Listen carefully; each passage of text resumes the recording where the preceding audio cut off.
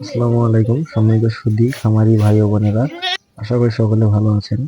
তো পার্ট ওয়ানে আমি একটা ভিডিও দিয়েছিলাম যে ভিডিওর মাধ্যমে ছাগলের জরায়ুর ফুলগুলো টেনে টেনে বের করতেছি।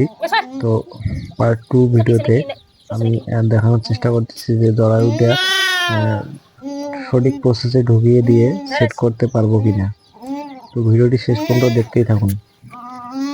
সম্মানিত খামারি, আপনারা একটা জিনিস মাথায় রাখবেন যে ছাগলের ডেলিভারি হওয়ার সময় আপনারা কিছু কিছু খামারি রয়েছে যারা নিজে টেনে হিসেবে ছাগলের বাচ্চা বের করার চেষ্টা করে, কিন্তু ছাগলের বাচ্চা অনেক সময় টেনে হিসেবে বের করার সময় মাথার সঠিক প্রসেসটা উল্টে যায়। সঠিক প্রসেসটা উল্টে যাওয়ার কারণে মাথার ঘাড় বাঁকা হয়ে থাকে, এবং এই অবস্থায় যদি বাচ্চা টেনে বের করা হয় তখন জায়গাটা বেড়ে যায় এবং জরায়ু বের হয়ে আসার সম্ভাবনা থাকে।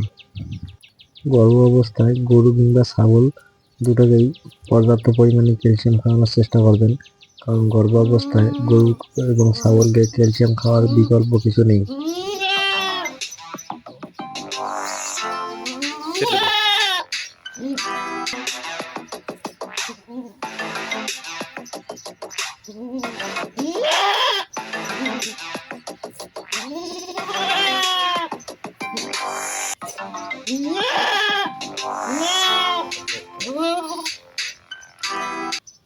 প্রিয় ভিউয়ার্স, ভিডিও অনেক লম্বা হয়ে যায়, যার কারণে তৃতীয় পর্বের একটি ভিডিও আমি দিয়ে দিব।